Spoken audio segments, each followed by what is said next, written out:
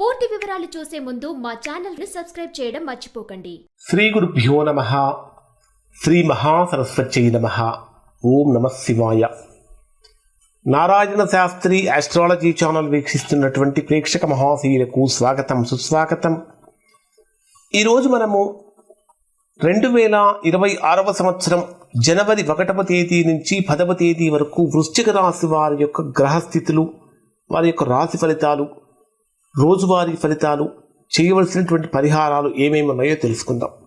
ఈ వీడియో చూడటానికంటే ముందు ప్రేక్షక మహాశీలందరికీ కూడా నూతన ఆంగ్ల సంవత్సర శుభాకాంక్షలు.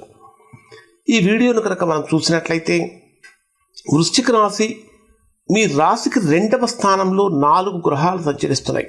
మీ రాశ్యాధిపతి అయినటువంటి కుజుడు రాశికి 2వ స్థానంలో, ధనస్థానంలో, వాక్స్థానంలో సంచరిస్తున్నాడు. రాశ్యాధిపతి అయినటువంటి కుజుడు రాశికి 2వ స్థానంలో, ధనస్థానంలో సంచరించడం విశేషమైనటువంటి యోగకారకం.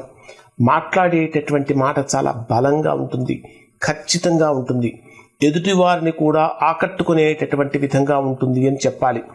ఇక మీ జన్మలగ్నానికి 2వ స్థానంలోనే ఇంకా ఏమేమి గ్రహాలు ఉన్నాయంటే రవి, బుధుడు, శుక్రుడు, 3 గ్రహాలు, అంటే మొత్తం 4 గ్రహాలు. రాశ్యాధిపతితో పాటు 4 గ్రహాలు ఉన్నాయి, రాశ్యాధిపతితో కలిపి.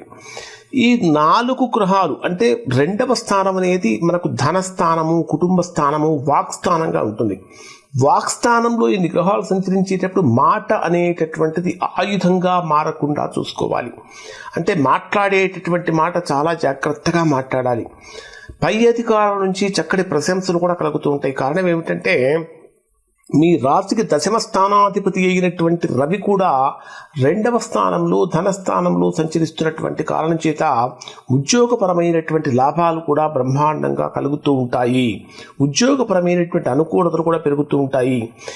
ఇవి ఒకవేళ ఎవరికైనా సరే 1-2 చిన్న చిన్న ఇబ్బందులు కనుక కలుగుతూ ఉంటే, దానికి కారణం ఏమై ఉంటుందంటే, మీ రాశికి 5వ స్థానంలో సంచరించేటటువంటి శనిగ్రహం యొక్క వీక్షణం మీ రాశికి 2వ స్థానం మీద ఉన్నటువంటి రవి మీద, మరియు కుజుడి మీద, బుధుడి మీద, శుక్రుడి మీద ఉన్నది. శని రవి గ్రహాల యొక్క కలయిక కానీ, వీక్షణం కానీ పితృదోషంగా పరిణమిస్తుంది. శని వీక్షణం రవి మీద పడినప్పుడు అక్కడ ఏదన్నా సమస్య కలిగినప్పుడు పితృదేవతలను కనుక స్మరించుకున్నట్లయితే తద్వారా మంచి ఫలితాన్ని పొందే అవకాశం ఏర్పడుతూ ఉంటుంది. దశమాధిపతి అయినటువంటి రవి కూడా 2వ స్థానంలో సంచరిస్తున్నటువంటి కారణం చేత ఉద్యోగపరమైనటువంటి లాభాలు అనేటటువంటివి కలుగుతూ ఉన్నాయని చెప్పాలి. అలానే మీ జన్మరాశికి లాభాధిపతి అయినటువంటి బుధుడు కూడా 2వ స్థానంలో, ధనస్థానంలో సంచరించేటటువంటి సమయంలో ఇది మీకు చాలా గొప్ప ఫలితాలు ఇస్తుంది. అంటే వ్యాపారపరమైనటువంటి అనుకూలత పెరుగుతూ ఉంటుంది. బుద్ధిపరంగా, వాణిజ్యపరంగా, విద్యపరంగా అనేక రకాల విషయాలు అనుకూలతలు పెరుగుతూ ఉంటాయి. ముఖ్యంగా చెప్పాలంటే, మీ జన్మరాశికి 7వ అయిన శుక్రుడు కూడా 2వ స్థానంలోనే సంచరిస్తున్నటువంటి కారణం చేత భార్య తరపు బంధువుల నుంచి ఊహించని శుభవార్తలు వింటారు. అన్యోన్యత పెరుగుతుంది, అనుకూలత కూడా పెరుగుతుంది అని చెప్పాలి. కానీ 8వ స్థానంలో సంచరించేటటువంటి గురుడు యొక్క ప్రభావం, 8వ స్థానంలో గురుడు ఎక్కడున్నాడు అంటే ద్విస్వభావ రాశిలో ఉన్నాడు. ఈ ద్విస్వభావ రాశిలో ఉన్నటువంటి కారణం చేత బుద్ధిపరంగా బుద్ధి పెరుగుతుంది, వాణిజ్యం పెరుగుతుంది, విద్య కోసం చేసే ప్రయత్నాలు ఫలిస్తాయి. ముఖ్యంగా చెప్పాలంటే పెద్దవాళ్ళు ఇచ్చిన సూచనలు, సలహాలు స్వీకరిస్తారు. అంటే కొన్ని తీసుకునేటటువంటి నిర్ణయాలలో కొంచెం ఆలస్యం ఉన్నప్పటికీ కూడా చివరికి మేలు కలిగేటటువంటి విధంగా ఉంటుంది అని చెప్పాలి. ఇక 5వ స్థానంలో సంచరించేటటువంటి శని యొక్క ప్రభావం కారణం చేత సంతానపరమైన అనుకూలత కలుగుతుంది. కానీ కుజవీక్షణం మీద కూడా శని మీద ఉన్నటువంటి కారణం చేత అనవసరమైనటువంటి ఆవేశాలతో కుటుంబ వాతావరణం కొంచెం కలుషితమయ్యే అవకాశం ఏర్పడుతుంది. కాబట్టి అనవసరమైనటువంటి ఆవేశాలు తగ్గించుకోవటం అనేటటువంటి చాలా మంచిది. మరి డే వైజ్గా కనుక పరిశీలిస్తే ఈ రాశి వారికి ఏ విధంగా ఉంటుందంటే, 1వ తేదీ ఉదయం నుంచి 2వ తేదీ ఉదయం 9:28 వరకు ఉండేటటువంటి సమయాన్ని కనుక మనం పరిశీలిస్తే ఇది ఈ రాశి వారికి చాలా అద్భుతమైనటువంటి ఆనందాన్ని, యోగాన్ని కలిగించేటటువంటి విధంగా ఉంటుంది. ఇది ఒక తీవ్రమైనటువంటి, శక్తివంతమైనటువంటి యోగంగా మారబోతుంది అని చెప్పాలి. ప్రధానంగా తీసుకుంటే నూతన వ్యాపార ఒప్పందాలు అనుకూలంగా మారుతూ ఉంటాయి. చేసే ప్రతి నిర్ణయం కూడా అనుకూలంగా ఉంటుంది. నిజాయితీతో ఉన్నటువంటి వారికి బ్రహ్మాండమైన ఎదుగుదల కనిపిస్తూ ఉంటుంది. మోసం చేసేటటువంటి వారి శిక్షలు కూడా కనిపిస్తూ ఉంటాయి. అలానే ఇక్కడ మీరు శివాభిషేకం చేసుకోవటం లేదా ఓం నమ శివాయ అనే శివపంచాక్షరి మంత్ర జపం చేయటం చాలా మంచిది.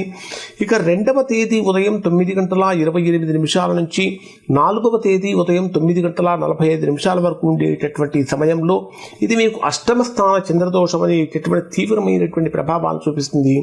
ఊహించినటువంటి ప్రమాదాలు కానీ, ప్రయాణపరమైన ఇబ్బందులు కానీ, ఊహించిన విధంగా అనుకోనటువంటి ఖర్చులు కానీ, ఆర్థికపరమైన సమస్యలు కానీ పెరుగుతూ ఉంటాయి. రహస్యమైనటువంటి విషయాలు కూడా బయటకు వచ్చే అవకాశాలు ఉంటాయి. హనుమాన్ చాలీసా పారాయణ చేయటం చాలా మంచిది. ఆంజనేయ స్వామికి ఎరుపు రంగు పూలమాల కనుక సమర్పించినట్టయితే మంచి ఫలితాన్ని పొందుతారు. 4వ తేదీ ఉదయం 9:45 నుంచి 6వ తేదీ మధ్యాహ్నం 12:22 వరకు ఉండేటటువంటి సమయాన్ని కనుక మనం పరిశీలిస్తే ఆకస్మికమైనటువంటి శుభవార్తలు కలుగుతూ ఉంటాయి. ప్రేమ వివాహానికి సంబంధించిన అనుకూలత పెరుగుతూ ఉంటాయి. ప్రయాణపరమైన లాభాలు కలుగుతూ ఉంటాయి. దేవాలయ దర్శనాలు కలుగుతూ ఉంటాయి. పెద్దవాళ్ళ యొక్క ఆశీర్వాదం కూడా పెరుగుతూ ఉంటుంది.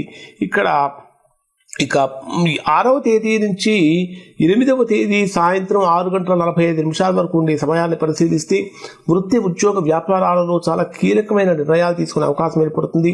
కానీ పై అధికారులతో జాగ్రత్తగా ఉండాలి. అయినప్పటికీ పై అధికారులు మీ మీద చాలా అనుకూలంగా ఉండే అవకాశం ఉంటుంది. ఆదిత్య హృదయం పారాయణ చేయడం అనేది చాలా మంచిది. తర్వాత 8వ తేదీ సాయంత్రం 6:45 నుంచి 10వ తేదీ రాత్రి వరకు ఉండేటటువంటి సమయాన్ని కనుక పరిశీలిస్తే ఇది అద్భుతమైనటువంటి లాభాల దిశగా అడుగులు పడబోతున్నాయి అని చెప్పాలి. ఆర్థికంగా లాభాలు కలుగుతూ ఉంటాయి. నిలిచిపోయిన డబ్బు వస్తూ ఉంటుంది. శత్రువులపైన విజయాలు సాధించే అవకాశం ఏర్పడుతూ ఉంటుంది. పేరు ప్రతిష్టలు చక్కగా బ్రహ్మాండంగా పెరిగే అవకాశం అనేటువంటిది ఏర్పడుతుంది. ఒక్క మాటలో చెప్పాలంటే ఈ 10 రోజుల కాలం మాటను కనుక కొద్దిగా నియంత్రించుకున్నట్లయితే విధి మొత్తం కూడా మీ పక్షాన ఉంటుంది అని చెప్పాలి. ఇవి వృశ్చిక రాశికి సంబంధించినటువంటి ఫలితాలు. శుభం.